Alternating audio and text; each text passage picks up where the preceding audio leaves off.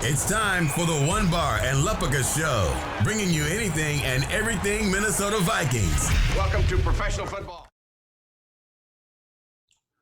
All right, welcome back to the One Bar and Lupaga Show. I am One Bar, joined with Lupagas and Lupagas. Happy day 3 of the draft. Final. Sad. It is. It's a time of mixed emotions. You're excited to see what the Vikings do with their 13 picks, but after today, it's another 365-day wait to our favorite time. Actually, it's like 362. I mean, back to round 1. But, 13 picks. 13 picks. This has got to be a record. Yeah, it makes you wonder if they're going to use every single one of them. Who knows? I don't know who you trade up for at this point. You're probably just better off just riding out and see who falls to you. Maybe they move some picks for a player or even next year.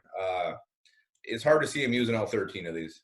Yeah, I think they'll have to be doing some wheeling and dealing. But before we go any further, remember to subscribe to the channel. We are officially over 100 subscribers. We just started the channel.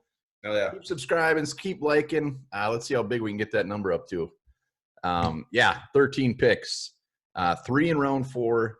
So let's just start off with some of these early ones, because once we get into round 7, it gets pretty dicey. So 3 picks in round 4. What positions do you think, as far as guys that are still available and positions we still need, where do you think we're going? Well, you look at the biggest needs they have yet to fill. The big one is interior offensive line. Looking at one of these guards. There's a couple guys here who really tickle my fancy. The first one is Wisconsin's Tyler Biadasz. Versatile guy. He can play guard. He can play center. I think he can play both guard positions. He gives you depth at 2 spots. Big, mean, physical, smart player. So I love Wisconsin linemen. And if Tyler Biadasz is there, I would be jumping all over that. And I know I think you got a guard you might be liking here who's still on the board too. I got a handful of guards. Shane Lemieux from Oregon, Ben Barch, our boy from – huh? I knew you were going to say Shane Lemieux. Yeah, Shane Lemieux. Everybody loves Shane Lemieux. He's just a mauler. Mm-hmm. He's smart. Ben Barch, obviously, from St. John's, a small schooler from Minnesota. Can play tackle or guard, so that's what I love about him. Big, mean John Simpson from Clemson. Ben Bredesen from Michigan. So what I'm getting at is there's pretty much not many guards that I don't want. And I think round 4 is definitely going to be the time where we dip into this, because it's, as far as guard, it's pretty untapped and there's still some good talent there. Yeah, and then, one of the best players still on the board is the small cornerback from Louisiana Tech, Amik Robertson. I know the Vikings have already addressed this position twice, but it does not mean they won't do it again. He's only 5'8", but he's crazy. He plays a lot bigger than he is. He's a playmaker, a high-energy player, goes balls out every single play. You got worst case, you get yourself a hell of a special teamer in year 1 and then some depth here. But this guy's a playmaker, and I think it's a size that is the reason why he's still on the board. But this guy would be a great addition to the Vikings secondary. Yeah, I wouldn't be surprised one bit if they go in the secondary. I love that dude. He is a ball hawk. A lot of picks. Another place where they really haven't addressed is defensive line. That one's going to be on the radar for sure. Still some good guys there. Guys that stick out to me. I mean, even Curtis Weaver, he's still on the board, more of an edge guy, but they could have fun with him. Nick Cole from Auburn is there. Defensive tackle-wise, Jason Strobridge from North Carolina, Rashard Lawrence. Plenty of talent there. Yeah, I like a couple Michigan State guys. When you talk about the edge rusher, my guy Kenny Willekes is still on the board. Not a great overall athlete, but one of those hard-working kind of bring your lunch pail to work kind of guys who just will outwork anybody. I love that guy. I would love to see him on the Vikings. And what kind of lunch pail did you have in school? Oh, man, I think I had like a blue Ninja Turtles or something. Ninja Turtles. Yeah, it's really cool.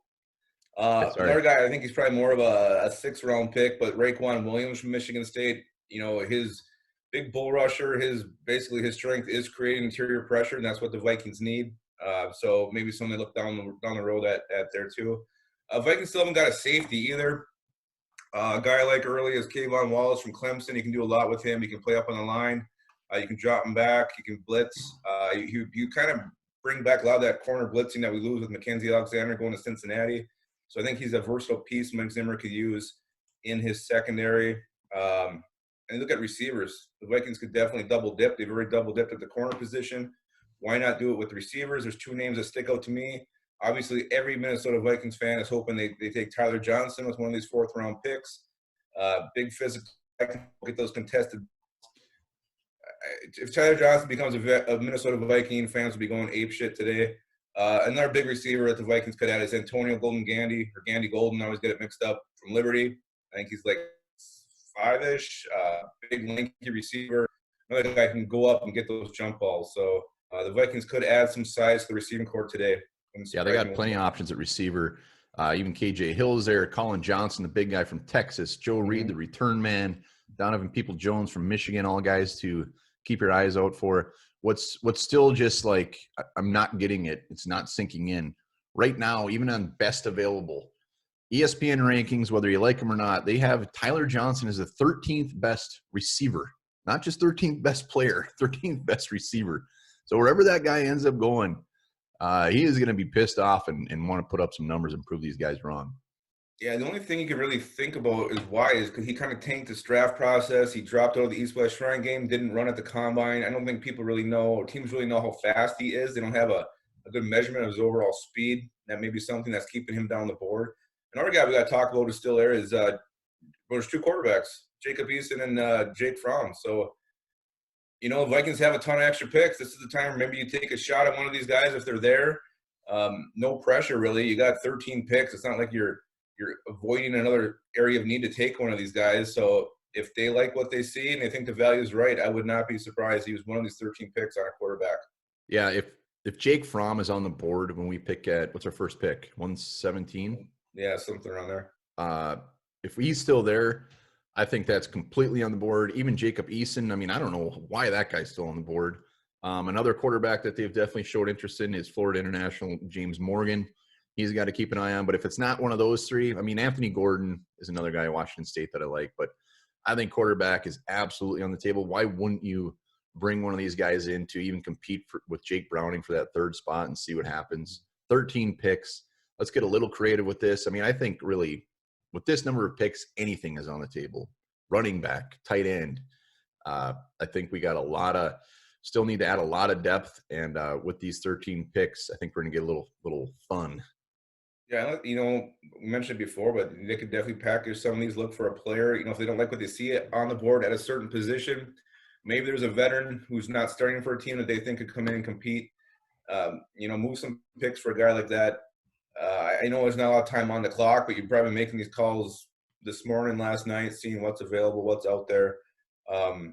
Especially like that interior defensive tackle, the three technique, I think, what's on the board isn't great. And, and safety is pretty well picked clean too. So those are two positions I can see the Vikings reaching out, trying to find a veteran who can come in and plug a hole. So give me one guy you're looking at later that you really would love to see the Vikings take, maybe around 6, you're talking a man crush?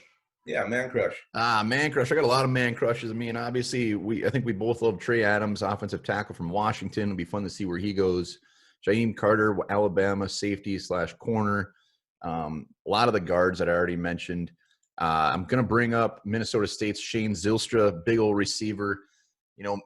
We got like 9 7th-round picks. Why not bring him in? I love that guy. And then really just a quarterback. I really want a quarterback now. I wasn't completely sold on quarterback, but with this many picks, I want a quarterback. Makes sense. There's no pressure. Yeah, you mentioned my guy, Shaheem Carter. He can play corner. He can play safety. I think getting this guy late would, give you some instant depth at 2 positions, so that would be a hell of a value. You mentioned a quarterback, my boy, Tyler Huntley. He'll be there on the undrafted range.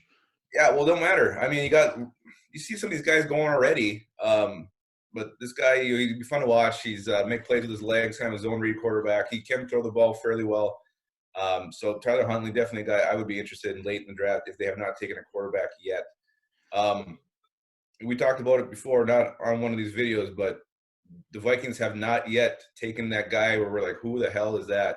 Happened a lot last year. We weren't real familiar with Oli Udoh. Nobody was.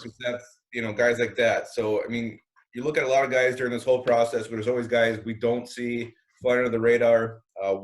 Give me a round. What round do you think the Vikings should make that first pick? You're like, oh my God, who? It's going to be we're due. It's going to be round 4. We're going to take some dude that nobody would have expected. People are going to bitch about it. But just remember, when we make that gross pick, and it's going to happen, look back at our first picks. Huge value. Don't get down. I'm not going to let it upset me, and because it's going to happen. I've prepared myself. Well, it's not going to upset me because I've seen what the Packers have done with their pick. So, yeah, I couldn't get any grosser. Yeah. So let's just look. We're not going to look at every damn round, obviously, with all these picks, but fourth round, give me 2 targets that you absolutely want them to bring home in the fourth round. Fourth round, well, Meek Robertson and then Tyler Johnson. Those are my top 2. For going 3, I guess I would take a guard, Shane Lemieux, or Tyler Baez. If you walk away with 3 of those guys, A+. Yeah, I'm pulling for Ben Barch. I'm pulling for I think Tyler Johnson. I guess I'm going to be hoping for him more in round 5. But Jacob Eason, I would be very happy if they pulled the trigger on him. Yeah, big rocket arm. He's huge. He's like 6'6". He doesn't move very well. And I think the reason he's on the board, that he's got some injury issues. He's only got like 10 or 13 career starts. There's not a lot to look at there. But rocket arm, if he can learn some touch, I think he's definitely an upgrade over Jake Browning, and then probably an upgrade over Sean Mannion. Sean Mannion, the legend? In your mind. All right. Well, I'm just going to give an overall broad prediction here. I think the Vikings are going to continue to concentrate pretty heavy on the defensive side of the ball. I think they're going to add at least a couple more corners. I think with this amount of picks, unless they package a bunch, at least one more receiver. And yeah, we still have some Vikings offsprings out there, J.R. Reed and Thad Moss. Yeah. J.R. Reed makes them more sense because it's a position of need. We don't really need a tight end. This is the day now where the scouts get to have their say, the guys they like, the guys they've been watching, the guy who plays the D2 schools that no one knows about. And that's why we get some of these names that no one's familiar with, because it's these guys who are doing the work, getting out there and finding these gems. You got to find the hidden gems on day 3. It's what it's all about. I'm excited to see what they bring in. So 13 picks. Will you have more or less than 13 beers today? I'm gonna say less. I think. I don't know. How about you? I'll probably be spot on. Probably right there. Yeah, it depends how the day goes. We'll see. Nice We'll see. But we're gonna keep bringing videos throughout the day for everybody we pick. We'll break them down as much as we can until we get to round 7 and we pick some guy that didn't even play football. It'll be a quick video. Quickie. All right, so here's a little fact. We're back talking about our new Vikings. A male has multiple erections lasting about 20 to 30 minutes most nights when they are sleeping properly.